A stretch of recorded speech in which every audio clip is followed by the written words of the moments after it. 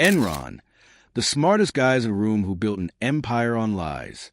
In the heart of Houston, Texas, stood a tower of glass and steel that seemed to touch the sky itself.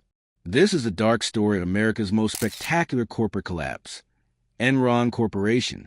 At first, it was a dream of ambitious executives who believed they could revolutionize energy markets. They built Enron as their monument to innovation, a trading floor where fortunes were made while ordinary Americans trusted their retirement savings to a company that seemed unstoppable. Here, stock tickers glowed brighter than the future of thousands of employees who believed in the vision. But this corporation was never just a successful energy company. Within its walls gathered those who had the power to change markets, manipulate prices, and deceive an entire nation. At first, legitimate energy trading and genuine business growth. Then the company passed into the hands of executives who would stop at nothing for profit. And Enron became not only a Wall Street darling, but also a symbol of greed, deception, and the anger of investors who lost everything. In the same offices where toasts for record profits once sounded, people now discuss accounting fraud, shredded documents, and the biggest bankruptcy in American history. How did one energy company turn from an innovative pioneer into an arena of dark deals, broken lives, and dangerous secrets? And what truth is still hidden behind the collapse that shook the financial world? If you enjoy deep investigations into corporate America and the companies that shaped our economy, please subscribe, and tell me in the comments which company to explore next. Your support makes these detailed stories possible. Part 1. The executives who had everything except honesty. Thank you for being here. The building rises from downtown Houston, like a monument to American capitalism, another testament to the oil and gas industry that built the city. 50 floors of reflective glass, thousands of employees, trading desks that hum with activity around the clock. This was Enron Corporation, once valued at over $70 billion, employing more than 20,000 people worldwide, stretching across energy markets from electricity to natural gas, from broadband to water utilities. Enron seemed to have conquered everything it touched. But before it became the 7th largest company in America, before it housed executives who appeared on magazine covers, before the criminal trials and the congressional hearings and the massive investor losses, it was a few men's answer to a question they could never quite escape. How do you build an empire when the traditional rules don't generate the profits you want fast enough? This is the story of that corporation. And the story begins, as so many American stories do, with ambition, spectacular amounts of it, and the strange way success can open nearly every door to temptation and still leave the most important one, integrity, firmly closed behind you. Let us begin with Kenneth Lay. Born in 1942 in Missouri, the son of a Baptist preacher, Ken Lay climbed from modest circumstances to become one of Houston's most prominent businessmen. He earned a Ph.D. in economics, worked his way through various energy companies, and in 1985 orchestrated the merger that created Enron from two struggling pipeline companies, Houston Natural Gas and Internorth. The timing was significant. Energy deregulation was beginning to sweep through America. Markets that had been tightly controlled for decades were opening up. Lay saw opportunity where others saw risk. He envisioned Enron not as a traditional pipeline company moving gas from point A to point B, but as an energy trader, a market maker, a financial innovator operating in the new deregulated landscape. By the early 1990s, Enron was posting steady growth. The company had established an energy trading operation that bought and sold contracts for natural gas delivery. The business model was legitimate, even innovative. Enron provided genuine value, helping utilities and producers manage price risk through futures contracts and derivatives. But steady growth was not spectacular growth. And spectacular growth was what Wall Street demanded, what stock prices rewarded, what executive compensation packages were built around. The problem was simple and for Lay and his team almost impossible to accept. Actual energy trading, real business conducted in real markets, had limits. Profit margins were competitive. Growth rates were solid but not explosive. The company could be successful without being extraordinary. The rejection of ordinariness stung. Lay had assembled a team of brilliant executives. Jeffrey Skilling, recruited from McKinsey Consulting, became president and COO in 1997. Andrew Fastow served as CFO. Lou Pai ran the retail energy division. These were smart, aggressive men who believed they were smarter than everyone else, that traditional accounting rules were obstacles for lesser minds, that innovation in finance mattered more than innovation in actual energy services. To understand Enron's decision to begin systematically deceiving investors, you have to understand that wound, that gap between the company they were and the company they desperately wanted to be seen as. The fraud was not simply about making money. It was a statement, an argument made in earnings reports and stock prices. We are the future of business. We are revolutionizing entire industries. You may question our methods, but you will never be able to ignore our results. The methods themselves were calculated choices. In 1992, Enron received SEC approval to use mark-to-market accounting for its trading business. This accounting method allowed Enron to book the entire projected profit from a long-term contract immediately, even though the actual cash would only arrive over many years, if it arrived at all. The decision to use aggressive accounting was made gradually, then accelerated dramatically through the late 1990s. Enron began creating special purpose entities, off-balance sheet partnerships with names like LJM1, LJM2, Raptor, and Chuco. These entities served multiple purposes, but the primary function was hiding debt and inflating profits. Andrew Fastow personally profited from these partnerships, collecting management fees and investment returns that eventually exceeded $30 million. The arrangements were approved by Enron's board, blessed by Arthur Andersen accountants, and presented to investors as sophisticated financial engineering rather than what they actually were: fraudulent schemes to manipulate financial statements. She hired accountants, lawyers, investment bankers. Her instructions were precise and bold. Make the numbers work. Keep the stock price rising. Meet Wall Street expectations every quarter, no matter what reality looked like. She wanted, in short, to build something that no one could dismiss, that everyone would celebrate, that would make her executives wealthy beyond imagination. The work accelerated through the late 1990s. Between 1996 and 2000, Enron's reported revenues exploded from $13 billion to over $100 billion. The stock price soared. Employees watched their retirement accounts, heavily invested in Enron stock, grow to extraordinary values. Kenneth Lay personally made hundreds of millions. Jeffrey Skilling became one of the highest-paid executives in America. Part 2, Building a Fantasy, The Price in Numbers and Truth. The work took years of carefully constructed lies. Between 1995 and 2001, Enron transformed from a profitable energy company into a house of cards built on accounting fraud, market manipulation, and systematic deception. The construction was not simply managing a business. It was creating an entire fictional reality, number by number, deal by deal, across markets and continents. Enron's executives worked from a vision, but that vision demanded profits that actual business operations could not generate. The company called for thousands of contracts booked using aggressive assumptions, revenue recognition methods that pushed the boundaries of legality, special purpose entities created specifically to hide losses and debt from public view. The scale was extraordinary even by Wall Street standards. By 2000, Enron claimed revenues of $100.7 billion, ranking it seventh on the Fortune 500. The company employed more than 20,000 people. Analysts praised its innovation. Business schools taught Enron, as a case study in successful transformation. The company won awards for corporate governance and financial transparency, even as it systematically violated both. Every detail reflected Enron's precise idea of grandeur.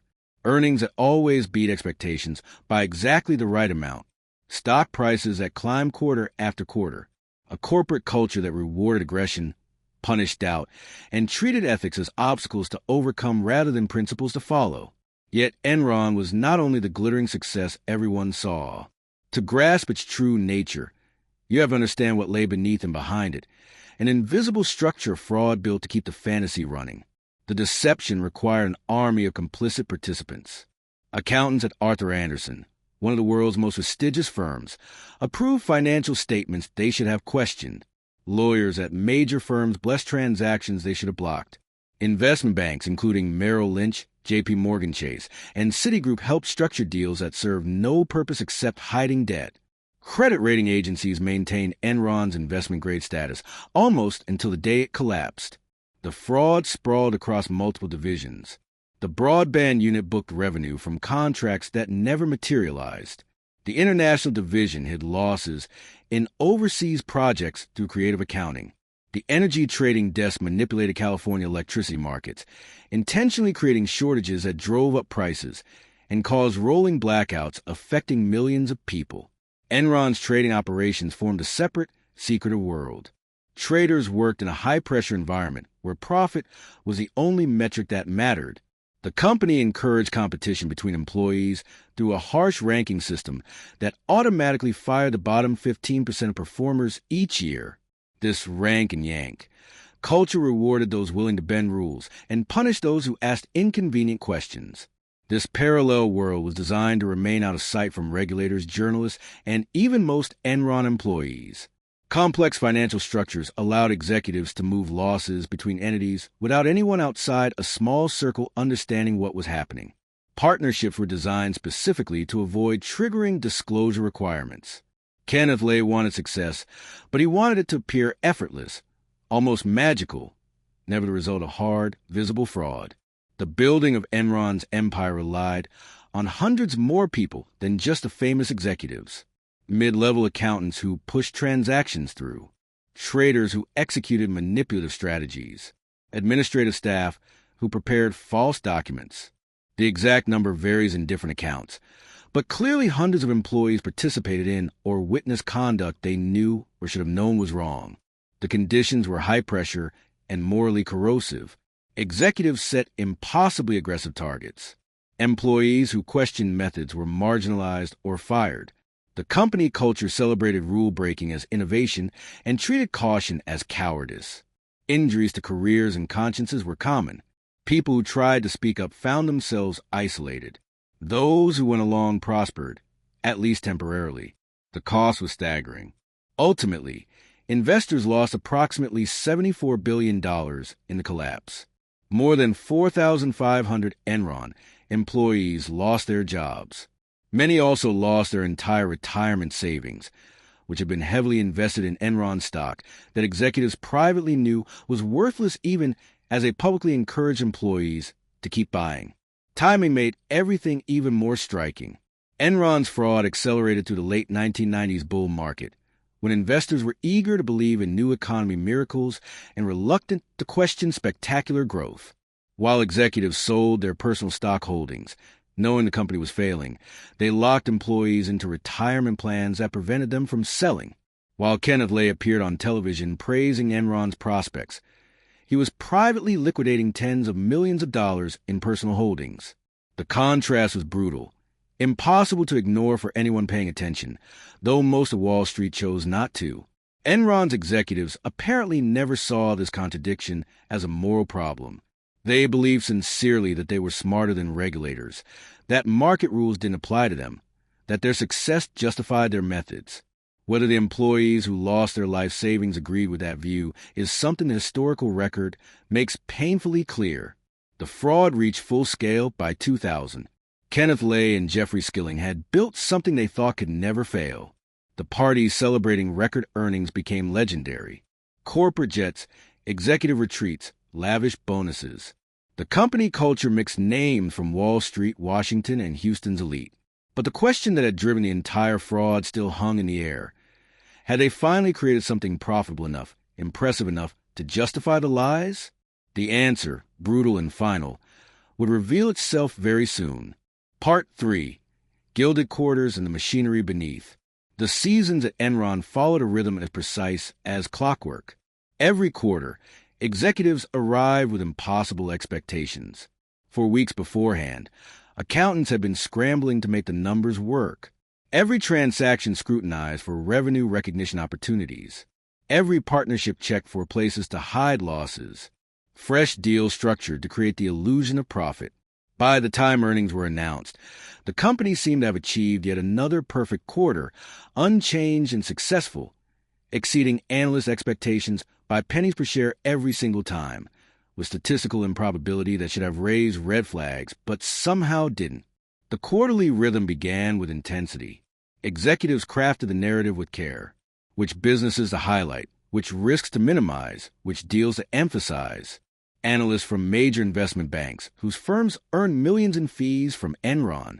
Credit rating agencies, whose continued confidence was essential. Financial journalists, whose coverage could move the stock price. And when possible, major investors whose presence signaled confidence to smaller shareholders. The earnings calls were productions, not just financial updates. Scripted questions from friendly analysts, carefully rehearsed answers from executives, aggressive dismissals of any skeptical inquiry. Jeffrey Skilling once famously called a critical analyst an asshole on a public conference call, behavior that would normally destroy an executive's credibility, but somehow enhanced Skilling's reputation as a tough, confident leader. After each earnings announcement, executives celebrated privately, while traders worked to maintain the illusion publicly. Sometimes there was champagne, sometimes lavish dinners. Always there was a feeling of having pulled off something difficult, having fooled the markets one more time, having kept the scheme alive for another quarter. But beneath this choreography ran the machinery that made it all possible. While executives presented polished results to Wall Street, the accounting department operated with near military precision under impossible demands. Teams of accountants commanded by Andrew Fastow and his deputies worked to make fraudulent numbers appear legitimate. Transactions moved through special purpose entities in tightly coordinated sequences designed to hit specific financial targets. One quarter's fictional profits recorded. The previous quarter's manipulations unwound quietly, the next quarter's schemes already being prepared. The pressure was relentless. Targets that seemed impossible to meet. Complex structures that demanded constant attention. And the knowledge, unspoken but omnipresent, that failure meant exposure, criminal prosecution, total collapse. Accounting staff worked extraordinary hours during closing periods, sometimes days without sleep. The compensation was substantial for those in key positions, but the psychological toll was heavy and often unbearable. The stress of maintaining fraud was constant. Mistakes could trigger investigations. The schedule never allowed breathing room. Errors were career-ending and potentially criminal. Beyond accounting, the trading floors pursued aggressive strategies that crossed ethical and legal lines. Energy traders in California deliberately created electricity shortages. Tape conversations later revealed traders laughing about stealing money from California and joking about forest fires. The manipulation caused real harm to real people.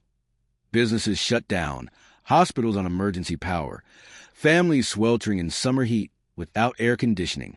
Outside the Houston headquarters, Enron maintained operations across the United States and in multiple foreign countries. Each division contributed to the overall deception. International projects in India, Brazil, and elsewhere generated losses that were hidden through accounting tricks. The Dabhol power plant in India became a massive money pit. Billions invested in a project that would never generate the promised returns. Mechanical systems drew constant attention, not physical machinery, but financial mechanisms designed to hide reality. Special purpose entities needed regular transactions to maintain their ostensible independence from Enron. Debt had to be shuffled between entities to keep it off the main balance sheet. Hedging arrangements that were actually shams needed periodic adjustments to maintain the appearance of legitimacy. Fastow himself managed many of these entities while simultaneously serving as Enron CFO, creating obvious conflicts of interest that somehow received board approval. The boundary between Enron and Fastow's personal interests disappeared entirely. He structured deals that guaranteed his profit, while exposing Enron to enormous risk. Kenneth Lay seems to have treated the fraud with what he believed was justification. He told himself he was building value, creating jobs, revolutionizing industries. He gave to charity generously. He cultivated relationships with politicians from both parties. By the standards of corporate executives who confuse stock prices with actual value, he considered himself a success, even a visionary. But successful and visionary still meant systematic deception. It still meant employees who believed the retirement savings they invested in Enron stock were secure when executives knew they were worthless. It still meant traders manipulating markets while claiming to create efficiency. The contrast was always there, even if they never named it honestly. Upstairs, executives in expensive suits collected millions in bonuses based on fictional earnings. Downstairs, accountants in stress-induced exhaustion manufactured the numbers that justified those bonuses. The company functioned because of this division. The fantasy depended on it. Employees came to Enron to become part of something important, to work at what Fortune magazine called America's most innovative company 6 years in a row. That illusion required constant deception doing invisible work, creating invisible profits that existed only on paper. On some evenings, after markets closed and the latest quarterly deception was complete, perhaps executives walked through the darkened trading floors alone. The silence then was different. Not the charged energy before an earnings call, but something heavier, more ominous, carrying the weight of lies that were becoming impossible to sustain. The question they had built Enron's fraud to avoid still lingered in that silence. Was this sustainable? Could they keep this going forever? The building, magnificent as the reported numbers were, offered no honest answer. Part 4. The warning signs and the illusion of permanence. The world beyond Houston was changing. By the late 1990s, financial markets moved toward unprecedented heights.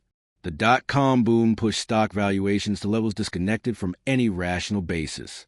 In Washington, politicians celebrated deregulation as an unqualified success. In New York, analysts competed to issue the most optimistic forecasts. At Enron, the fraud intensified.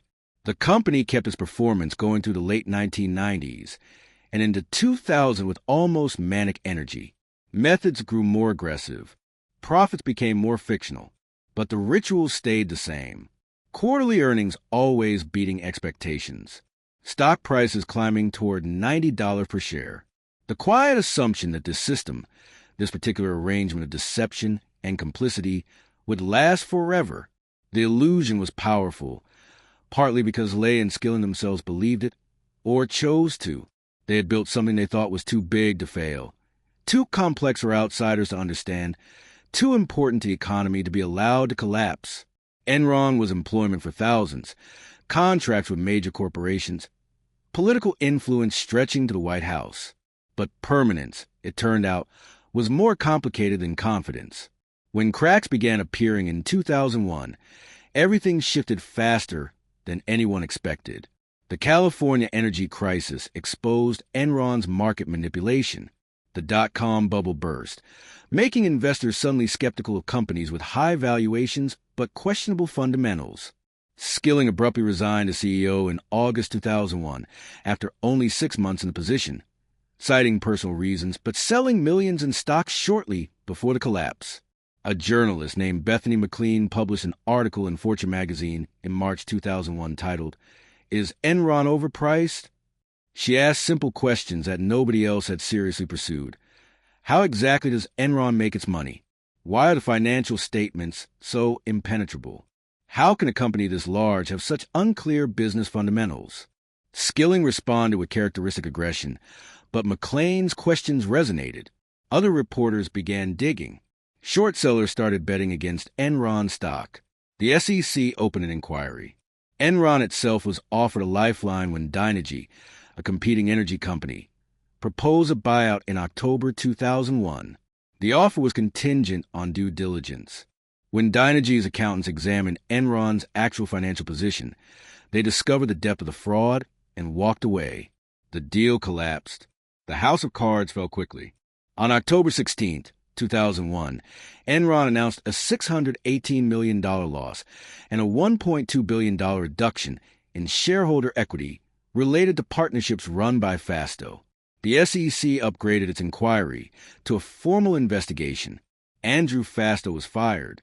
The stock price plummeted. November brought more revelations. Enron disclosed that it had overstated earnings by nearly $600 million since 1997. Credit rating agencies downgraded Enron's debt to junk status. On December 2nd, 2001, Enron filed for Chapter 11 bankruptcy, the largest bankruptcy in American history at that time. The bankruptcy exposed something unexpected about corporations built on fraud, their vulnerability. The complex structures and aggressive accounting that had seemed so sophisticated were revealed as fragile, dependent on continued confidence that evaporated once serious scrutiny began. For the first time since its transformation into a trading powerhouse, Enron's true condition became visible. Stock that had traded above $90 became worthless. Employees discovered their retirement accounts, which executives had encouraged them to keep fully invested in Enron stock, even as those same executives were selling, had been wiped out. More than 4,500 jobs disappeared. Thousands of families faced financial devastation. Kenneth Lay was aging visibly under the pressure. By late 2001, he was 59 years old and facing the destruction of everything he had built and every reputation he had cultivated. His net worth, mostly tied to Enron stock, collapsed from hundreds of millions to debts exceeding assets. The question that had haunted Enron's executives began to change shape. No longer, how we keep the stock price rising, but instead, who will go to prison? The answer was becoming clear. Enron was magnificent in its fraud, but magnificence built on deception could not survive exposure. The company consumed investor trust at a rate that became impossible to sustain once that trust broke, and the business world that had been built to deceive was changing. The old assumptions that auditors could be trusted, that investment banks served client interests, that boards of directors provided meaningful oversight, were being questioned. New scandals were emerging. WorldCom, Tyco, Adelphia. The rules were shifting, but they were shifting too late for Enron, and in ways that would transform corporate governance. More troubling still was this. The executives had prepared no exit strategy beyond continued deception. Enron embodied its leaders' greed, their arrogance, their sociopathic disregard for the thousands of people whose lives depended on the company's honesty. Executives slowly realized what came next. Criminal investigations, trials, imprisonment. What happened to people who commit fraud on this scale? Should they cooperate with prosecutors, protect themselves, or fight every charge? There were no simple answers that preserved both freedom and dignity. So executives did what they had often done when faced with problems. They hired expensive lawyers and claimed innocence. But something fundamental had shifted. The permanence they thought they had built into accounting fraud and stock manipulation revealed itself as temporary after all. Enron would not survive. The company was too compromised. Yet what would become a case study in corporate crime, a catalyst for regulatory reform, a symbol of everything wrong with American capitalism, all of that was suddenly becoming clear. The company headquarters stood in downtown Houston, expensive and hollow and increasingly empty, waiting for a future its creators could no longer control or escape. Part 5. The gift nobody wanted. The executives made their decisions in 2001 and 2002. Kenneth Lay was facing reality. His company had collapsed, his fortune had vanished, and federal prosecutors were building criminal cases. His solution reflected both his desperation and his enduring refusal to accept responsibility. He would fight the charges. In his mind, Enron had been a real company doing real business. The accounting was aggressive but legal. The partnerships were approved by boards and auditors. Any problems were the fault of a few bad actors, primarily Andrew Fastow, who had already been arrested. The idea was not without precedent.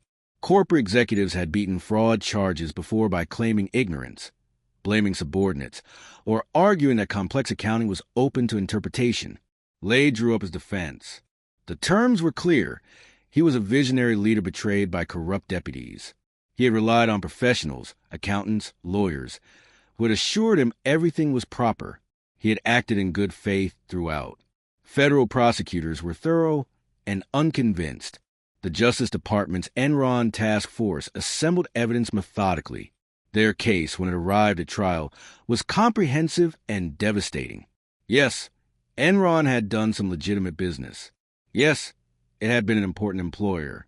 Yes, it had contributed to Houston's economy. But, and this was a decisive issue, it was fundamentally a criminal enterprise built on systematic fraud. The evidence was staggering. Thousands of emails showing executives discussing how to manipulate earnings. Recordings of traders celebrating market manipulation. Testimony from cooperating witnesses, including CFO Andrew Fastow, who pleaded guilty and agreed to testify against Lay and Skilling. documents showing executives selling stock while telling employees to keep buying. Internal controls were another major problem. Enron had deliberately circumvented every safeguard designed to prevent fraud. The board had waived conflict of interest rules to let Fasto profit from partnerships. Arthur Andersen had shredded documents when the investigation began. Risk management systems had been ignored or overridden. The timing posed additional problems. Lay had sold substantial Enron stock in 2001 while publicly insisting the company was sound. He had encouraged employees to keep their retirement savings invested even as he was liquidating his personal holdings. During the final months, he had borrowed millions against the stock and repaid the loans with worthless shares, effectively stealing from the company as it collapsed. Then there were the lies. Lay and Skilling had made numerous false statements to investors, analysts, and employees. Earnings calls full of deception. Interviews where they dismissed concerns as uninformed. Internal meetings where they assured employees their jobs and savings were secure when they knew the company was failing. Prosecutors concluded firmly that convicting Lay and Skilling was not only possible but necessary. Their recommendation was to pursue maximum charges under maximum penalties. In 2006, after a trial lasting several months, Kenneth Lay and Jeffrey Skilling were convicted. Skilling faced 25 years in federal prison. Lay faced similar or greater sentences across multiple counts. The rejection of their defense must have been crushing. Lay had spent his entire career building a reputation as a successful, respectable businessman. In that sense, he had succeeded spectacularly before the fall. But he had not succeeded in avoiding accountability for massive fraud. Lay did not live to see sentencing. He died of a heart attack in July 2006, less than 4 months after his conviction. His death vacated the conviction under legal procedures, a final escape from consequences that felt cosmically unjust to his victims. The problem Enron faced was the same problem that had shadowed American capitalism: unchecked greed. The company was simply too fraudulent, too criminal, too destructive, too willing to sacrifice thousands of innocent people for executive profit. What worked as aggressive business practice turned into catastrophic crime the moment serious investigation began. The Justice Department found itself facing an uncomfortable question. If this fraud could happen at Enron, with prestigious auditors and respected banks and experienced board members all complicit or blind, where else was it happening? Through 2002 and 2003, the evidence kept mounting. Arthur Andersen, one of the world's big 5 accounting firms, was convicted of obstruction of justice for shredding Enron documents. The conviction destroyed the firm, which soon ceased operations, putting thousands more people out of work. Enron was bankrupt, its executives convicted or pleading guilty, and increasingly desperate for anyone, willing to learn from its collapse and prevent similar disasters. That someone, improbably, was already responding. Congress was investigating, and lawmakers were convinced that systematic reform was necessary to restore investor confidence and prevent another Enron. Their response would remake corporate governance in America. Part 6. Enter the Reformers. Congress first examined Enron seriously in early 2002. Lawmakers were responding to public outrage, facing constituents who had lost retirement savings, employees who had lost jobs, and investors who had lost faith in American financial markets. Hearings were characteristically theatrical. Kenneth Lay and Jeffrey Skilling testified, with Lay invoking his Fifth Amendment, right against self-incrimination in most responses, and Skilling denying any criminal wrongdoing. Andrew Fasto, the CFO at the heart of the partnership schemes, also took the fifth. The first response was legislation. Senator Paul Sarbanes and Representative Michael Oxley crafted what became the Sarbanes-Oxley Act of 2002, the most significant reform of corporate governance and financial disclosure since the Securities Acts of the 1930s.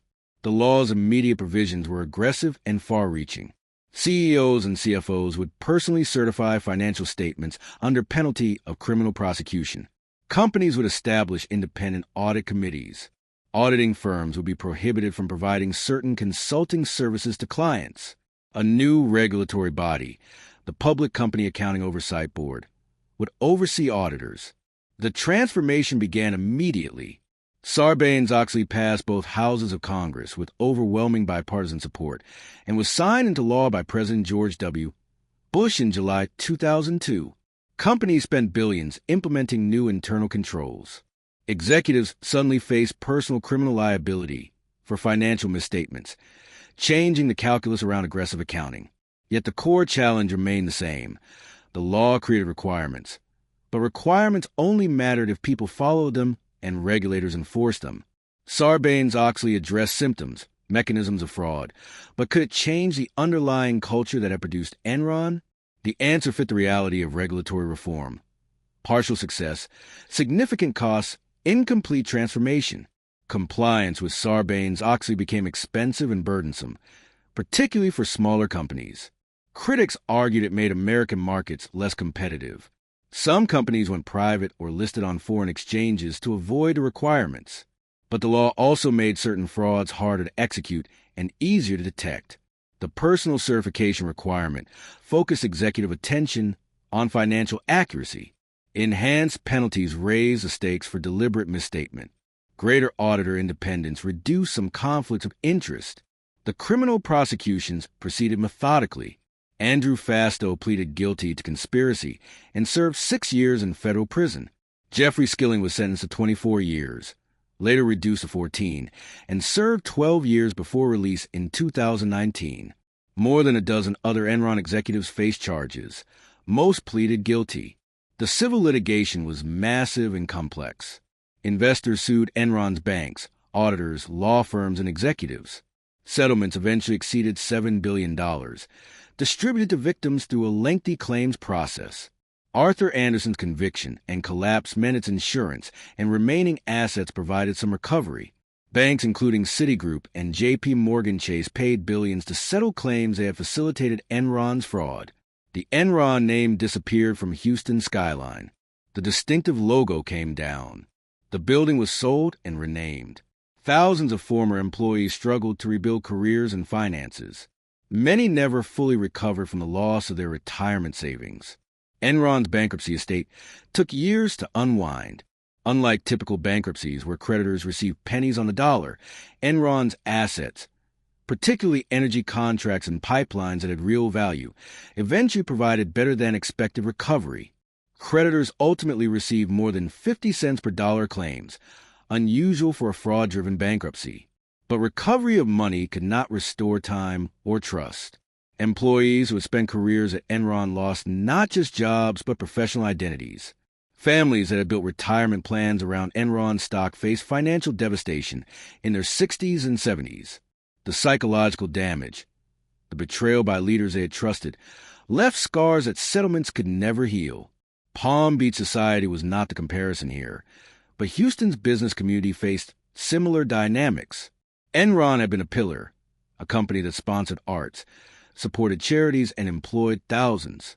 Its collapse embarrassed the city and raised questions about how so many intelligent, successful people had either participated in or missed such obvious fraud. The regulatory response also targeted the specific mechanisms Enron had exploited. Mark-to-market accounting faced new scrutiny and restrictions. Special purpose entities became subject to stricter rules about independence and disclosure. Off-balance sheet financing became much harder to hide. Yet the fundamental dynamic, executives facing pressure to meet earnings targets and willing to manipulate results to do so, remained. The tools changed, but the temptation persisted. Within a few years, new scandals emerged using different mechanisms. Subprime mortgage fraud, LIBOR manipulation, Wells Fargo's fake accounts. Each demonstrated that regulatory reform, while necessary, was never sufficient to prevent corporate crime. Enron had solved corporate America's fundamental problem temporarily. It had forced a reckoning with the idea that self-regulation worked, that auditors could police clients, that boards would restrain executives. The collapse proved those assumptions were dangerously naive. But Enron was never just about reform. From the start, the story became a cautionary tale, a business school case study, a symbol of everything that could go wrong when ambition and greed overwhelmed ethics and honesty. The open question was whether that symbolism would drive lasting change or simply become another story people told themselves while continuing similar behavior in new forms. The answer, like most answers about institutional change, would take decades to fully reveal itself. Part 7. The Legacy Reconsidered. The collapse of Enron changed everything and nothing. When the company filed for bankruptcy in December 2001, it held the record for the largest bankruptcy in American history, a record would hold only until WorldCom collapsed the following year with even greater losses. Enron's status shifted from admired innovator to notorious cautionary tale overnight. The company that business magazines had celebrated became the subject of books, documentaries, congressional investigations, and criminal trials. Fortune magazine, which had named Enron America's most innovative company 6 consecutive years, now dissected its fraud in detail. The transformation brought complications that extended far beyond Houston. Accounting firms faced unprecedented scrutiny. Arthur Andersen's destruction sent shockwaves through the profession. Investment banks that had helped structure Enron's fraudulent transactions faced massive fines and reputation damage. Credit rating agencies that had maintained positive ratings until days before bankruptcy faced criticism that foreshadowed their even greater failure during the 2008 financial crisis. The costs were staggering, but unlike Marjorie Post's mansion, these costs represented real economic destruction, not maintenance expenses. Investors lost approximately $74 billion. More than 4,500 employees lost jobs and retirement savings. Thousands more at Arthur Andersen and connected businesses also lost employment. The broader impact reached into retirement security for millions. Enron demonstrated that 401k plans heavily invested in employer stock created catastrophic vulnerability. Employees lost everything while executives who diversified their holdings escaped wealthy. This lesson drove reforms encouraging diversification and limiting company stock in retirement plans. The energy industry faced a credibility crisis. Enron's manipulation of California electricity markets, causing rolling blackouts and economic harm, generated public fury and demands for re-regulation of markets that had been deregulated only recently. The promise that deregulation would create efficiency and lower prices through competition was revealed, at least in Enron's case, as enabling manipulation and price gouging. Yet the most important change was cultural and symbolic. Enron became shorthand for everything wrong with corporate America in the early 2000s. For critics, the company embodied unchecked greed, fraudulent accounting, complicit gatekeepers, and the failure of self-regulation. The name Enron became an adjective. Politicians accused opponents of Enron-style accounting. Journalists wrote about Enron-level deception. For some defenders of capitalism, Enron represented not a systemic problem, but a failure of individuals, bad executives who broke rules that generally worked. In this view, the criminal convictions and regulatory reforms proved the system could correct itself. Markets had eventually recognized Enron's problems. Prosecutors had held executives accountable. Reforms had addressed the specific mechanisms of fraud. For others, Enron exposed fundamental flaws in how American capitalism operated. The fraud had persisted for years with prestigious auditors, prominent banks, sophisticated investors, and experienced board members all either complicit or blind. This suggested that problems ran deeper than individual bad actors, that incentive structures systematically encouraged deception and discouraged truth-telling. Both narratives contain truth. Both leave out crucial complexity. The real legacy of Enron is messier and more important than either simple story suggests. It is a legacy about trust. Markets function on trust. Trust in financial statements, trust in auditors, trust in regulators, trust that executives will act in shareholders' interests. Enron shattered that trust in ways that took years to partially rebuild and may never fully recover. It is a legacy about expertise. Enron's executives were brilliant in many ways. Strategic thinkers, skilled negotiators, masters of complex finance. The fraud demonstrated that intelligence and education do not guarantee ethics, that sophistication can serve deception as easily as value creation. It is a legacy about incentives. Enron's compensation systems rewarded short-term stock performance regardless of how that performance was achieved. Analyst bonuses depended on generating investment banking fees. Auditors' revenues came from clients they were supposed to scrutinize independently. Every incentive pointed toward inflating results and avoiding uncomfortable questions. It is a legacy about complexity. Enron deliberately made its financial statements impenetrable, using jargon and complicated structures to hide simple fraud. The lesson was that complexity itself could be a warning sign, that truly successful businesses should be explainable in straightforward terms. It is a legacy about power. Enron's political connections ran deep. Major campaign donations, personal friendships with politicians, a former CEO who briefly served as a potential candidate for Treasury Secretary. That power delayed scrutiny and enabled regulatory capture. The company helped shape the deregulation policies it then exploited.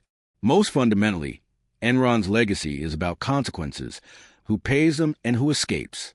Thousands of employees and investors paid with their savings and security. Arthur Andersen's innocent employees paid with their jobs. Taxpayers paid through pension insurance claims. Society paid through reduced faith in markets and institutions. The executives paid too, though unevenly. Lade died before sentencing. Skilling served 12 years, but was released still relatively young, and has since worked to rebuild his reputation. Fasto served 6 years, and has since given talks about business ethics. Many lower-level executives served no time or minimal sentences. The question Enron posed to America remains unresolved. Was this an aberration or a revelation? An exception proving that systems generally work, or a window into dynamics that remain widespread but usually less visible? That question matters because the answer shapes how we think about corporate governance, market regulation, fiduciary duty, and the role of business in society. It determines whether we treat Enron as an isolated fraud requiring targeted fixes, or as a symptom of deeper pathologies requiring systemic reform. Part 8. Documents in the Shredder. The documents disappeared in early 2002. When Enron's fraud began unraveling in October 2001, Arthur Andersen accountants at the firm's Houston office received instructions that triggered one of the most dramatic episodes of the scandal. Thousands of pages of Enron-related documents were destroyed. Emails were deleted. Computer files were wiped. Paper documents went into shredders that ran constantly for weeks. The volume was enormous. Estimates suggest tons of paper were destroyed in deliberate efforts to eliminate evidence. These actions violated multiple laws and professional standards. Once a company becomes subject to investigation, destroying relevant documents constitutes obstruction of justice. Andersen's policy manual explicitly prohibited such destruction, yet it happened systematically, directed by senior partners. The scope was staggering. Not just Andersen's Houston office, but multiple locations participated. Partners sent emails directing document destruction. Meetings were held to coordinate the effort. Junior staff worked overtime to shred files. The destruction continued even after the SEC had formally requested documents be preserved. At first, Andersen claimed the destruction was routine, part of normal document retention policies. This claim was false and quickly collapsed under scrutiny. The timing was too obvious. Mass destruction began immediately after Enron's problems became public and continued until the SEC subpoena arrived. The Justice Department opened a criminal investigation into Andersen itself, not just into individual accountants. In March 2002, Andersen was indicted on federal charges of obstruction of justice. The indictment itself was historic. Never before had one of the world's largest accounting firms faced criminal prosecution. Andersen employed approximately 85,000 people in the United States and 28,000 more worldwide. It audited some of the world's largest corporations. A conviction would likely destroy the entire firm. Prosecutors presented evidence that was clear and compelling. Emails showing partners ordering document destruction. Testimony from Andersen employees who participated reluctantly. Physical evidence of shredding that went far beyond normal practice. The shredding had been so extensive that Andersen had to bring in additional industrial shredders to handle the volume. Andersen's reaction was initially defiant, then desperate. The firm claimed it was following legal advice, that junior employees had acted without authorization, that the destruction wasn't intended to obstruct. None of these defenses were convincing. As the trial proceeded, Andersen's business collapsed. Major clients terminated their relationships, unwilling to associate with a firm under criminal indictment. Accountants began leaving for other firms. International affiliates started severing connections. In June 2002, a jury convicted Arthur Andersen of obstruction of justice. The conviction was narrow, based on specific language in a single partner's instruction to make sure to follow the document policy, which the jury interpreted as coded instructions to destroy documents. The impact was immediate and total. Arthur Andersen, founded in 1913 and built over nearly 90 years into one of the world's most respected professional service firms, effectively ceased to exist as an auditing practice. The remaining partners distributed clients to other firms. Employees scattered to competitors. The brand, once synonymous with integrity, became permanently associated with Enron's fraud. The Supreme Court later overturned Andersen's conviction in 2005, ruling that the jury instructions had been flawed. The court held that the prosecution hadn't proven corrupt intent clearly enough, but this legal vindication came too late. The firm was already gone, destroyed not by the conviction itself, but by the underlying conduct that made the conviction credible. The Andersen collapse sent shockwaves through the accounting profession. The Big Five accounting firms became the Big Four. Thousands of innocent Andersen employees lost jobs because of decisions made by partners they never met.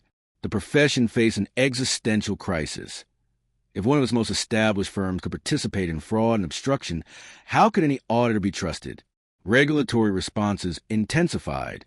Sarbanes-Oxley created the Public Company Accounting Oversight Board specifically to regulate auditors more strictly. Auditor independence rules were strengthened. Rotation requirements for audit partners were established. Criminal penalties for audit fraud were enhanced. Yet fundamental tensions remained. Auditors were still paid by the companies they audited, creating inherent conflict of interest. Audit fees remained subject to competitive pressure, limiting time spent on rigorous procedures. The revolving door between accounting firms and client companies continued, with auditors frequently joining companies they had previously audited. The document destruction also revealed something deeper about corporate culture and individual responsibility. Many Andersen employees knew the shredding was wrong. Some objected or expressed concerns, but institutional pressure and fear of retaliation led most comply. The question of who bore responsibility, senior partners who ordered it, junior staff who executed it, or the institutional culture that made it possible, remained complex and unresolved. This dynamic was not unique to Andersen. Similar patterns appeared throughout the Enron scandal.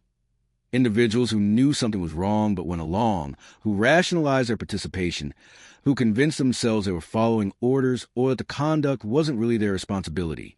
The psychological mechanisms that enable ordinary people to participate in corporate fraud became subject to research and discussion. How do people compartmentalize ethics? What organizational dynamics suppress whistleblowing?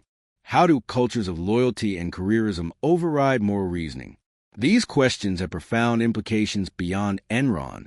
They spoke to how organizations can become criminal enterprises while still being populated mostly by people who don't see themselves as criminals, how systems can be corrupted without explicit conspiracy, how responsibility can be diffused until nobody feels truly accountable.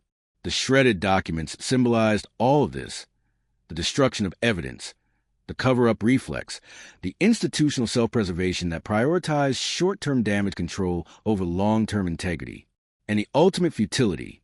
The shredding failed to prevent exposure, instead guaranteeing it by creating an independent crime that destroyed the firm attempting to cover up.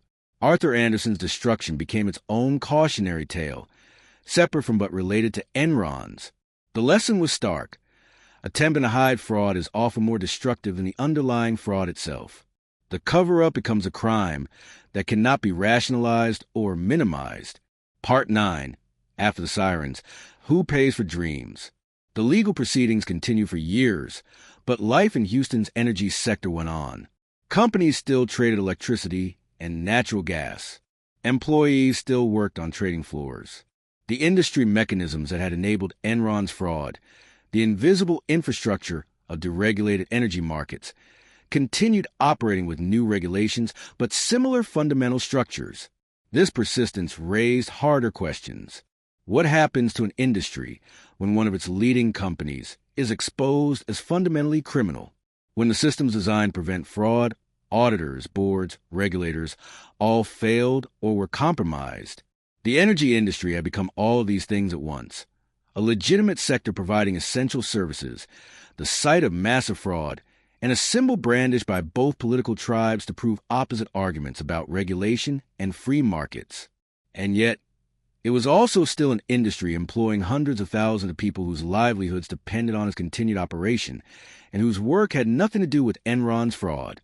The employees who worked in energy trading after Enron stood in a line that stretched back decades. Analysts studied markets using methods developed before Enron's fraud. Traders executed strategies in markets Enron had helped create. Operations staff managed systems that Enron had pioneered. Those workers experienced Enron's legacy very differently from executives or policymakers. For them, the scandal was not primarily a symbol. It was a complication in their careers, an asterisk on their industry, a source of skepticism from outsiders who assumed all energy traders were criminals. Their relationship to Enron's legacy was fundamentally different from everyone else's. Regulators used it to justify new rules. Academics used it to teach ethics. Politicians used it to score points. The workers just needed their industry to keep functioning, so they could keep earning wages that, while often substantial in energy trading, still represented labor rather than the executive-level wealth Enron's criminals had pursued. This economic truth had been there since the beginning, but it became more visible and more important as Enron's legacy solidified. The same industry that symbolized corporate crime to some and regulatory excess to others was for its workers simply a site of employment, requiring skills, offering compensation, and demanding adaptation to new compliance requirements. The historical echo was clear. Enron had operated with the help of thousands of employees whose names never appeared in fraud indictments. The industry continues with employees whose identity stays anonymous unless they become whistleblowers, compliance officers, or victims of the next scandal. The sector consumed their skills and effort while directing attention toward executives, regulators, and the policy debates playing out in Washington and state capitals. Beyond the immediate industry, Enron's impact rippled outward in ways difficult to measure precisely. Employees at companies across America dealt with new Sarbanes-Oxley compliance requirements. Accounting firms hired thousands of new staff to meet enhanced audit standards. Lawyers built practices around securities fraud and corporate governance. There were environmental costs, too, though rarely mentioned in fraud discussions. Enron's manipulation of California's electricity markets had driven prices up, paradoxically reducing consumption and thus emissions temporarily. But the company's broader legacy included discrediting market-based approaches to environmental policy that might have addressed climate change more effectively. All of these concrete realities existed beneath and alongside the symbolism. Enron was at once a case study in fraud and an employer of thousands, a policy disaster and a catalyst for reform, a symbol of greed and a complex organization where most people were simply trying to do their jobs. To understand Enron's full story, you had to hold all of these perspectives together, not picking one true narrative, but accepting that Enron contained many, that its meaning was fractured, and that different people lived inside that meaning in radically different ways. Kenneth Lay had built Enron to achieve wealth and power. The company achieved both, then collapsed under the weight of its fraud. But the question of who belonged in the story, who was victimized and who benefited, who learned lessons and who repeated mistakes, remained as tangled and unresolved as ever. The Enron headquarters building stood in downtown Houston, eventually renamed and repurposed, still housing office workers, still requiring maintenance, still part of the city's skyline despite scandal, despite bankruptcy, despite the criminal trials. Tourists occasionally visited Enron sites. Former employees gathered at reunions to process their shared trauma, and journalists revisited the story on anniversaries. And inside buildings across the energy sector, daily work continued. Trades executed, contracts negotiated, compliance reports filed, systems monitored. The dream Lay and Skilling built had died spectacularly, but the industry survived. The question now was whether anyone, executives, regulators, investors, or citizens watching from afar, would learn enough from Enron's collapse to prevent the next scandal. Part 10, the corporation as mirror. The lessons were there. Whether anyone chose to learn them, remained another question entirely. Enron's rise and fall reflected America's economic contradictions with uncomfortable clarity. The company was a mirror, and what it showed depended entirely on who was looking and what they were willing to admit. For some, Enron illustrated American capitalism's capacity for self-correction. Fraud was exposed, criminals were prosecuted, regulations were reformed, markets adapted. In that version, the narrative was about systems working eventually, about problems being identified and addressed, about resilience and accountability. For others, the very same sequence of events told a much darker tale. A fraudulent company operated for years with prestigious enablers. Executives escaped with millions. Victims received partial compensation after lengthy legal battles. Reforms proved expensive and incomplete. The fundamental incentives that produced Enron remained largely unchanged. Both narratives contain truth. Both leave out crucial pieces. The real story of Enron is messier and more layered than either political narrative acknowledges. It is a story about labor. Thousands of employees whose work built a company they believed was legitimate, whose retirement savings were deliberately sacrificed by executives who knew the company was failing. It is a story about expertise weaponized for fraud. Brilliant accountants, skilled lawyers, sophisticated bankers, all using their knowledge not to create value but to deceive. It is a story about regulation, about the limits of self-policing, about captured regulators who socialize with industry executives they were supposed to oversee. It is also a story about class in America, about the distance between those who set strategy and those who execute it, a distance that barely protected ordinary employees when the fraud collapsed. The traders who manipulated California's electricity markets and the Anderson partners who ordered document destruction faced consequences. But many executives who enabled or ignored fraud escaped prosecution. The class implications were clear. Senior executives had resources to fight charges, negotiate plea deals, and hire the best attorneys. Lower-level employees had none of these advantages. It is a story about how Americans mythologize business. Lay and Skilling believed their vision justified their methods. Fortune magazine and Wall Street analysts believed innovation excused inexplicable business models. Employees believed their company's success was built on genuine value. All were partly right and mostly wrong. The company did revolutionize energy trading in some respects. It did employ thousands. It did contribute to Houston's economy, but it also built those achievements on fraud that made them hollow and unsustainable, temporary illusions rather than lasting value. The scandal revealed, too, how easily professional obligations collapse under institutional pressure. Auditors who should have blown whistles stayed silent. Lawyers who should have refused questionable transactions approved them. Analysts who should have questioned impenetrable business models issued by ratings. Each rationalized their complicity. It wasn't their job to second-guess. Others had approved it. Speaking up would end careers. Most of all, Enron's story highlighted what Americans chose to notice and what they quietly ignored. The executive fraud triggered intense prosecutions, but the systemic enablers, the banks, the board members, the analysts, mostly escaped criminal accountability. Legal fights over executive compensation generated headlines, but the inadequacy of victim compensation received less sustained attention. Commentators dissected accounting fraud in detail, while the market manipulation that caused real harm to California residents was treated as a secondary issue. Politicians proposed reforms loudly, then often weakened them quietly through implementation. Those patterns of attention echoed broader habits. Drama traveled fast. Crime drew cameras. Trials felt urgent because individual guilt always does. The slow, structural questions, which incentives drove behavior, which systems enabled fraud, which reforms would actually prevent repetition, were quieter, harder to address with legislation, easier to leave partially resolved. Enron had become a symbol, but symbols flatten and distort by design. The company was not simply evil or simply a business gone wrong, not only a fraud or just an aggressive competitor that crossed lines. It was all of these, a complicated corporation with a complicated collapse that refused to shrink to a single clean meaning. The company had outlived its usefulness as a going concern, but would live indefinitely as a case study. The unresolved question was what lessons future generations would take from it, whether the Enron story would drive meaningful change or simply become another tale of corporate crime that everyone referenced but few deeply understood. Corporations do not choose their legacies. People do.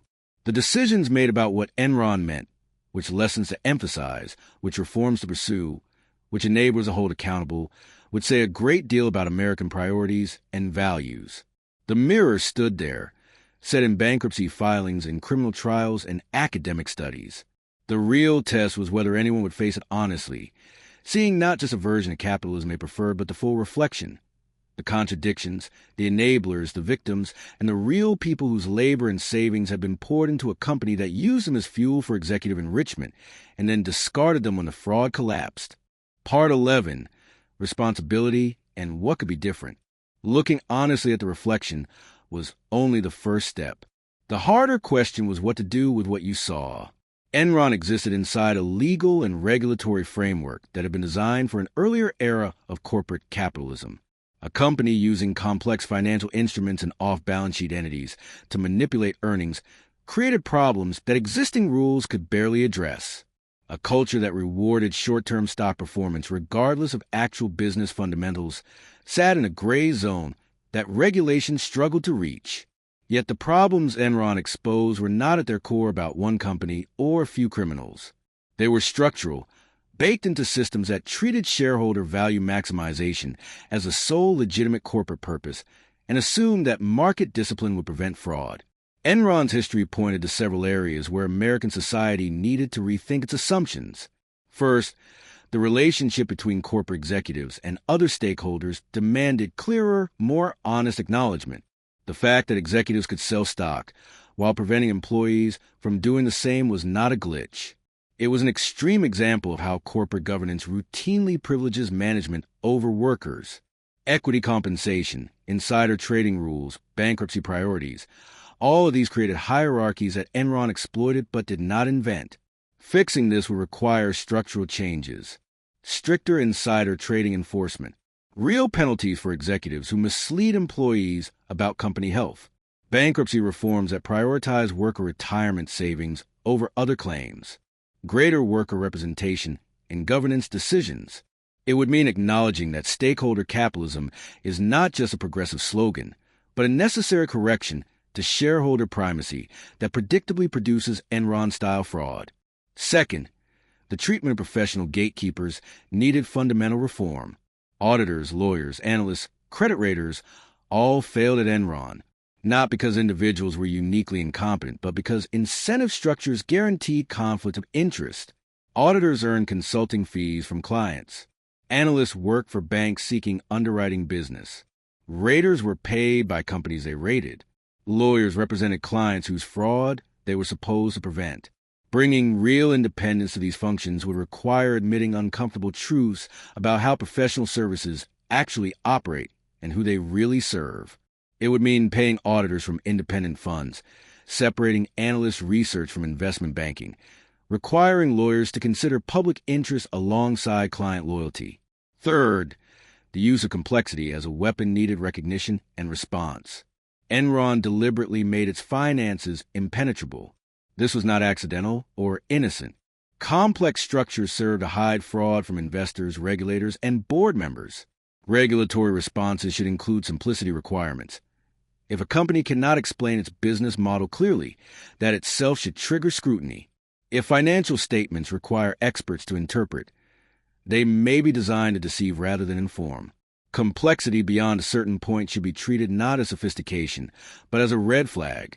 Fourth, and perhaps most fundamentally, Americans needed more honest conversations about corporate power and political influence. Enron contributed millions to politicians from both parties. Kenneth Lay had personal relationships with presidents and cabinet members.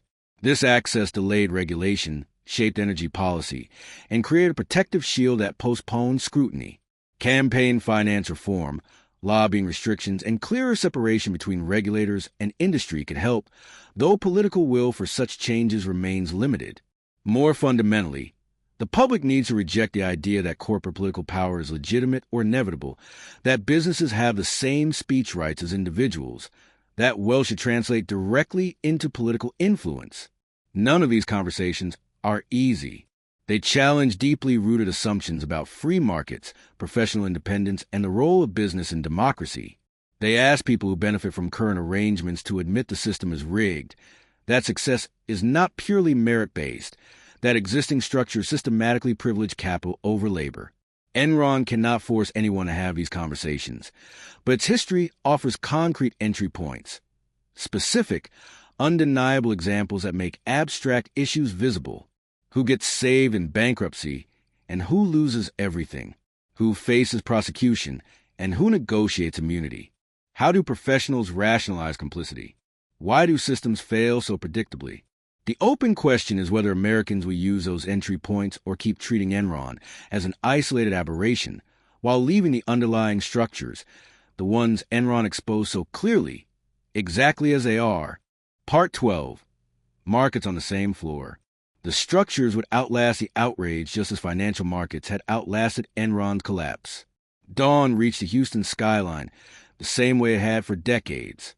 Light spread across the city, touching the office towers first, then the streets, then the trading floors that separated speculation from investment, risk from stability. The same floors where Enron traders had once worked, in buildings across the energy sector, repaired and reoccupied, but never changed in their basic purpose, generating profit through market activity. Markets were patient. They adjusted. They continued. Inside energy companies, daily routines started up once more. Traders began analyzing price curves. Risk managers reviewed positions. Compliance officers checked for regulatory violations. The industry demanded vigilance, as it always had, as it always would. That continuity was perhaps the clearest truth about Enron's legacy. Beneath the reforms and symbolism, beneath the criminal trials and regulatory changes, the energy sector remained a functioning industry that survived through professional labor. Headlines shifted. Companies rose and fell. The meaning attached to Enron evolved with cultural memory. But the work of trading energy, managing risk, and keeping markets functioning went on, done by people whose names would never appear in business school case studies, whose perspectives would not shape popular narratives, whose daily effort made every market transaction possible. Those professionals understood something observers often missed. Markets are not really about the dramatic frauds or regulatory battles. Markets are about the ongoing operation of systems that match buyers and sellers, manage risk, and facilitate economic activity. Prices fluctuate. Regulations change. Companies fail. Markets adapt if professionals maintain them. Enron's survival as a functioning business would have depended not on accounting tricks or regulatory capture, but on genuine value creation. Sustainable business models, real services to real customers. The company's failure proved that fraud, no matter how sophisticated, cannot substitute for actual business fundamentals. Kenneth Lay understood this at some level. He hired talented people, built real infrastructure, developed legitimate trading operations, but he saw those things as a foundation for fraud rather than ends in themselves. He did not grasp, or chose not to grasp, that sustainable success required honesty, that shortcuts always exact costs, that deception cannot be maintained indefinitely. Jeffrey Skilling understood markets differently but not more ethically. He treated business as a game where cleverness mattered more than integrity, where winning justified any tactic. He knew markets required participants, but framed that as opportunity for exploitation rather than responsibility toward counterparties. Neither view honor what markets actually require: trust. Markets function when participants believe the information they receive is reliable, when contracts will be honored, when rules will be enforced fairly. Enron destroyed trust and destroyed itself in the process. Markets kept functioning after Enron, but with new costs. More regulation meant more compliance burden. Less trust meant higher risk premiums. More skepticism meant greater scrutiny. These were necessary adaptations. Costs Enron imposed on the entire system. Climate change created additional market pressures. Energy markets Enron had helped create now face demands to incorporate carbon costs, support renewable development, and facilitate transition away from fossil fuels. The regulatory environment Enron had exploited was evolving toward greater complexity and different priorities. That evolution was inexorable in ways corporate fraud was not. Markets responded to climate reality, regardless of political disputes. Companies that adapted survived. Those that resisted faced diminishing prospects. The basic physics of rising temperatures and extreme weather imposed discipline that regulators struggled to match. If energy markets fail to manage climate transition effectively, the consequences will dwarf Enron's collapse. Not just bankruptcy for one company, but potential systemic failures affecting billions of people. The stakes were fundamentally different, the time frames longer, the complexity greater. But the mechanisms of potential failure remain familiar. Companies prioritizing short-term profits over long-term stability, regulators captured by industries they supervise, political systems unable to impose necessary discipline, professionals rationalizing decisions they know are unsustainable. Enron offered lessons relevant to climate challenges. The lesson that complexity can hide truth. The lesson that self-regulation fails when conflict of interest are strong enough. The lesson that waiting for crisis before acting costs far more than prevention would have. The lesson that individual rationality can produce collective catastrophe. But those are future concerns. The present offered quieter lessons available to anyone willing to really look. The lesson of continuity. That markets keep functioning. That work goes on. That ordinary effort sustains systems regardless of headlines. The lesson of fragility.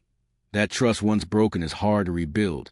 That reputation takes years to establish and moments to destroy. The lesson of complexity. That no company or scandal is simple. That multiple truths coexist. That understanding requires nuance rather than certainty. The lesson of consequence. That actions have effects beyond immediate transactions. That corporate decisions shape collective reality. That the past influences but does not determine what comes next. None of these lessons require expertise to understand. They require only attention. The willingness to see Enron not just as a symbol to deploy in arguments, but as a real company with a real history, built by real people, destroyed by real fraud, leaving real consequences. Part 13. What we choose to remember. Attention was a choice, and choices about what to remember shaped what future generations would inherit. Enron's story would be told and retold. But which version would last? Would it be the tale of executive greed? Kenneth Lay and Jeffrey Skilling building a fraud to enrich themselves? Would it be Arthur Andersen's downfall, a cautionary tale about complicity? Would it be the California energy crisis, markets manipulated at public expense? Would it be Sarbanes-Oxley, regulatory response to scandal? Or would it be something more comprehensive, a version that included all these threads but refused to crown any single one as the whole truth? The danger with symbolic companies was that they became containers for whatever meanings people needed them to hold. Enron could stand for corporate crime or regulatory excess, free market failure or government intervention necessity, individual evil or systemic dysfunction. Each reading could be defended with carefully selected facts. Each served particular political goals. And each, in its own way, hid as much as it revealed.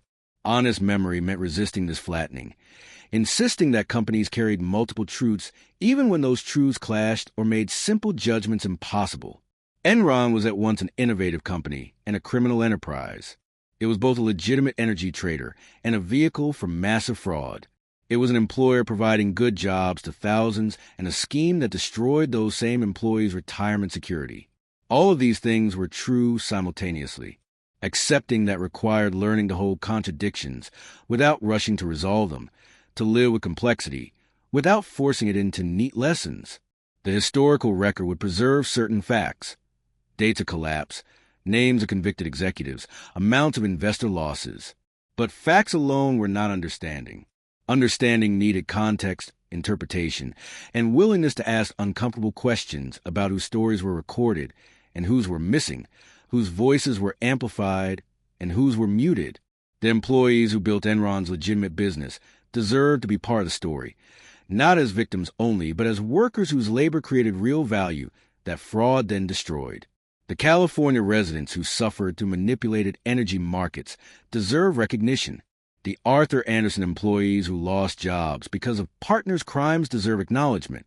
The economic systems that made Enron possible also warrant scrutiny. Deregulation policies crafted by lawmakers Enron influenced. Accounting standards that permitted aggressive practices. compensation structures that rewarded stock price manipulation, corporate governance norms that gave executives unchecked authority. None of these systems was created solely for Enron's benefit, but all enabled its fraud. Honest history names those enablers instead of treating Enron as an inexplicable aberration. The cultural meanings would keep shifting. What seemed crucial in 2002 might feel minor to observers in 2042. The specific accounting methods Enron exploited will become obsolete. The executives would be forgotten by all but specialists. But the fundamental dynamics, pressure to meet earnings targets, temptation to manipulate results, willingness of gatekeepers to compromise, inadequacy of regulation, those would remain relevant as long as capitalism operated through publicly traded corporations. That constant relevance was inevitable. The real question was whether future analysts would do the difficult work of understanding context and complexity or simply project their own concerns backward, bending history to fit present needs. Education offered defense against lazy interpretation. Business schools taught Enron extensively, though not always well. Some courses focused narrowly on accounting fraud, missing broader lessons. Others used Enron to attack capitalism generally, missing legitimate questions about how markets could be structured better rather than abandoned entirely. The best teaching examined multiple perspectives. What motivated executives? Why did gatekeepers fail? How did employees rationalize participation? What systemic factors enable fraud? How did regulatory responses succeed and fail? What lessons apply beyond Enron? These questions required sustained engagement, not sound bites. They demanded acknowledging that preventing future Enrons required more than prosecuting past criminals, that structural change was necessary alongside individual accountability. But education required resources, commitment, and honest wrestling with uncomfortable implications. It was entirely possible that Enron would be remembered simplistically, reduced to a morality tale about greed and punishment, lessons about complex systems and institutional failures largely lost. That outcome would not be uniquely tragic, but it would be a missed opportunity, a decision to learn less than the scandal could teach, because deeper lessons were harder and more threatening to comfortable assumptions.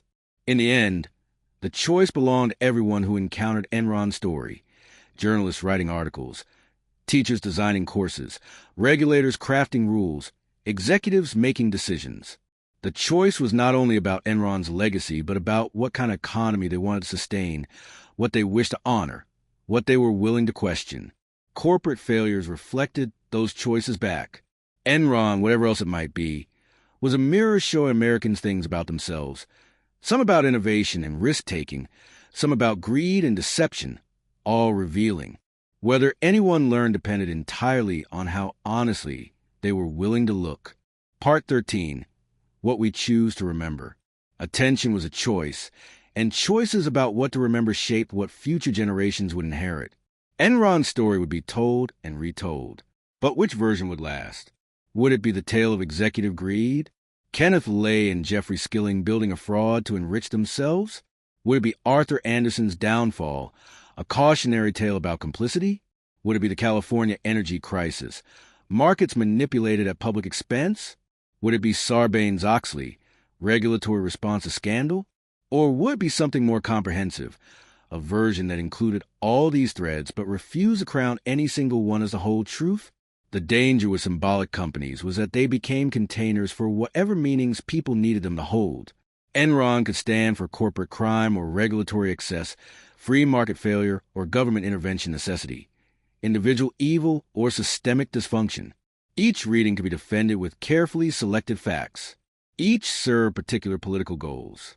And each, in its own way, hid as much as it revealed. Honest memory meant resisting this flattening, insisting that companies carried multiple truths even when those truths clashed or made simple judgments impossible. Enron was at once an innovative company and a criminal enterprise. It was both a legitimate energy trader and a vehicle for massive fraud.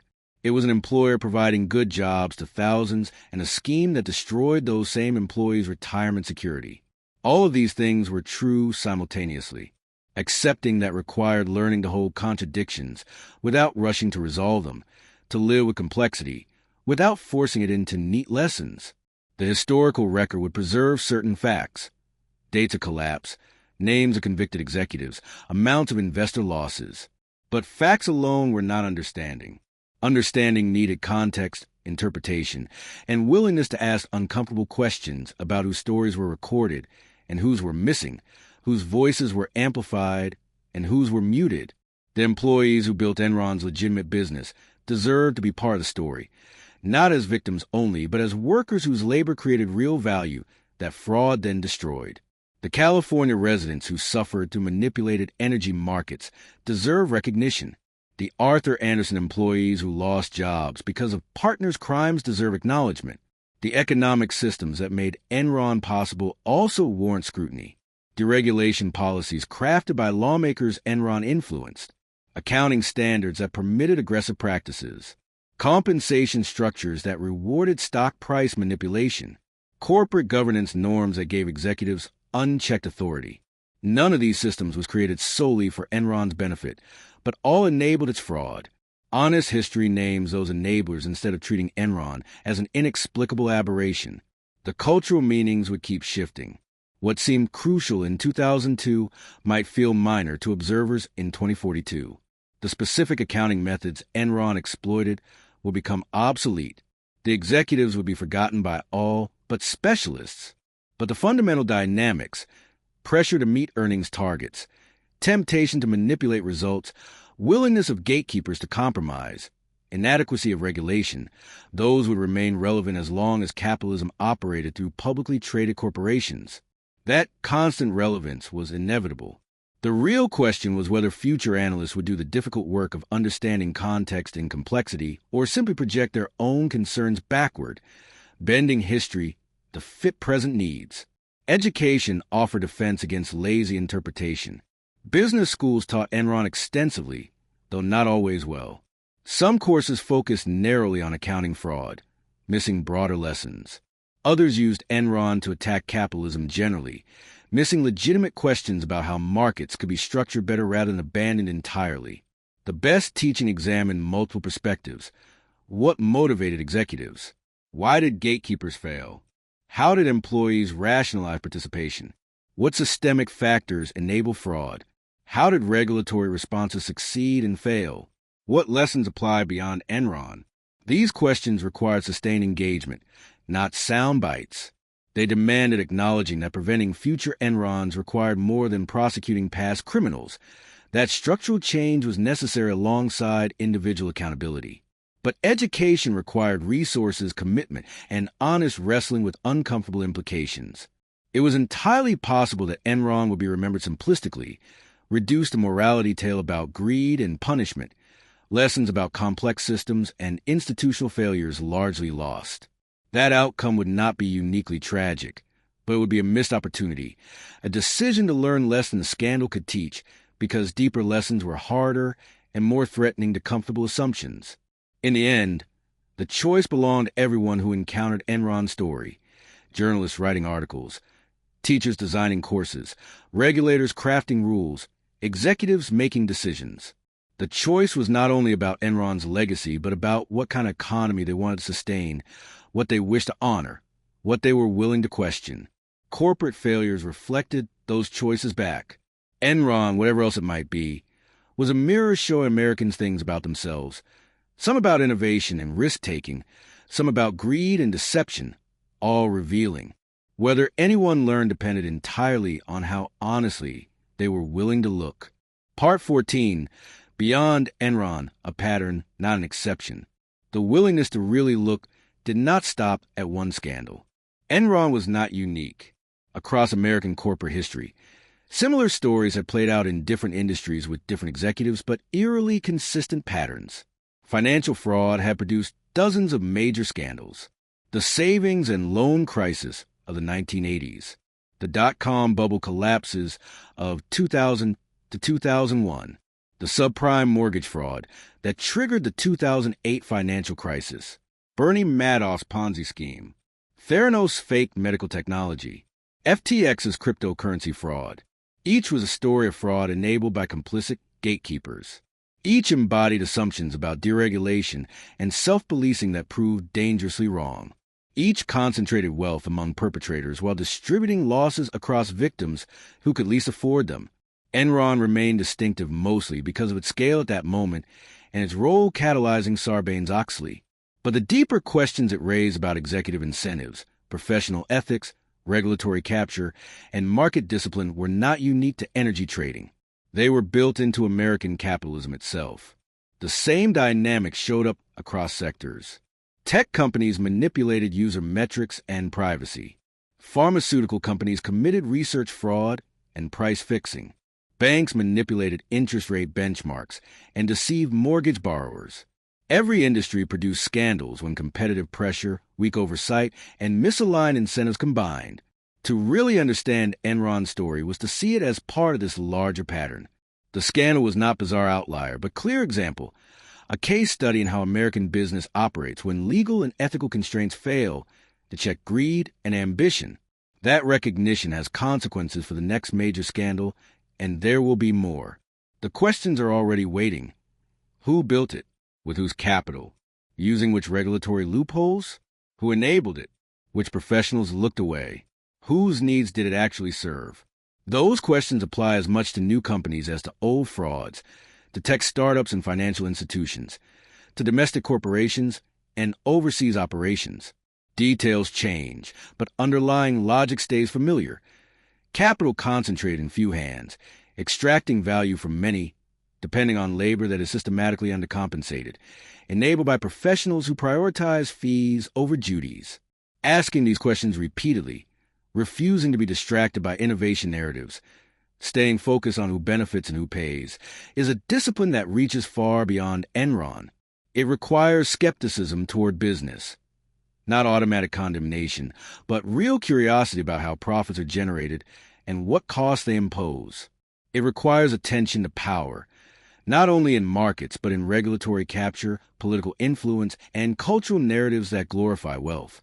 It requires the ability to see innovation and fraud together, to admire genuine achievement while naming exploitation, to recognize that corporate creations are almost always mixed, never purely beneficial or purely harmful. This kind of analysis is hard. It is easier to celebrate success uncritically or condemn it totally, easier to pick sides than to acknowledge complexity. But easy analysis produces shallow understanding, and shallow understanding lets patterns repeat, because nobody learned deeply enough from previous iterations. Enron offers a chance to learn if people are willing. Its rise and fall contains lessons about ambition and accountability, about innovation and fraud, about how corporate structures intersect with public welfare, about how companies both create and destroy value. Those lessons travel well. They apply to countless current debates about cryptocurrency regulation, tech company power, private equity practices, climate finance. Each raises Enron-esque questions about complexity hiding risk, conflict of interest, regulatory adequacy, stakeholder protection. But lessons need students willing to engage seriously rather than simply deploying Enron as rhetorical weapon. They require admitting that cherished assumptions might be wrong, that systems we benefit from could be unjust, that preventing future frauds requires changing structures, not just punishing individuals.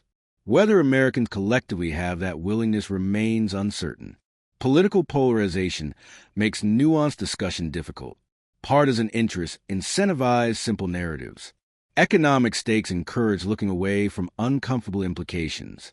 But public conversation is not destiny. Individual choices still matter. Every person who encounters Enron's story makes decisions about what to notice, what to question, what to care about. Those decisions, multiplied across many people, gradually shape collective understanding and policy responses. The patterns are there. The lessons are available.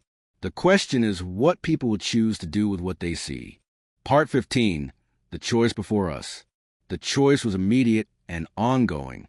Enron's story continued evolving as new scandals provided comparison points, as regulatory responses showed effects, as convicted executives completed sentences and re-entered public life.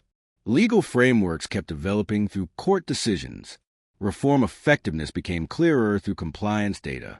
Corporate culture shifted through generational change. The collapse was a historical fact, but its meaning remained contestable, subject to reinterpretation as context changed. Whatever comes next will grow from decisions being made now.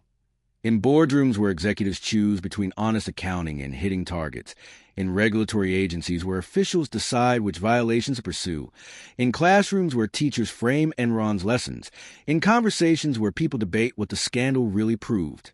Those decisions will quietly reveal what Americans actually value: short-term profits or long-term sustainability, shareholder returns or stakeholder welfare, individual accountability or systemic reform. None of these choices are simple. Reasonable people disagree about proper balance. But questions matter because they force into the open priorities that usually remain implicit. Enron also posed smaller, more personal questions to anyone who encountered its story. What kind of relationship did you want to have with economic power and corporate success? Did you want to celebrate wealth accumulation uncritically, assuming it reflected merit and value creation? Did you want to condemn all corporate activity as inherently exploitative, flattening complexity into simple villains? Or did you want something harder? To see clearly, to admit both achievement and harm, to hold several truths simultaneously without collapsing them into comfortable certainty? That last posture was most demanding and most honest. It required effort and humility. It traded simple narratives for actual understanding, quick judgments for sustained engagement, righteous anger for constructive analysis. Enron warranted that kind of attention, not because the scandal was uniquely dramatic, but because it was thoroughly documented and widely analyzed, a concrete example that made big, abstract issues visible, a corporate collapse where multiple strands of American economic life intersected in one spectacular failure. The Enron story still lived in case studies and cautionary tales, holding lessons about fraud and reform, waiting for Americans to decide what they wanted it to mean. That decision would ultimately say less about Enron than about the people engaging it, what they noticed, what they dismissed, which lessons they took seriously, which they ignored. Markets kept functioning. Regulations evolved. Time moved forward, patient and relentless, giving everyone fewer excuses for pretending the choices weren't theirs to make. The question remained open. Would Enron's collapse teach what it could teach, or would it become another scandal people referenced but never deeply understood?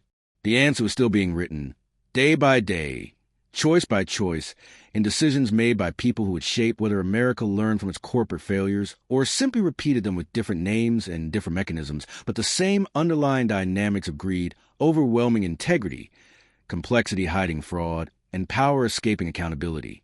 Thank you for watching this deep investigation into Enron Corporation. If you found this story valuable, please let me know in the comments which other companies or corporate failures you'd like me to explore next. Your suggestions help determine which stories deserve this kind of detailed examination. Don't forget to like and subscribe for more investigations into the companies that shaped America's economy and the dark secrets behind their rise and fall.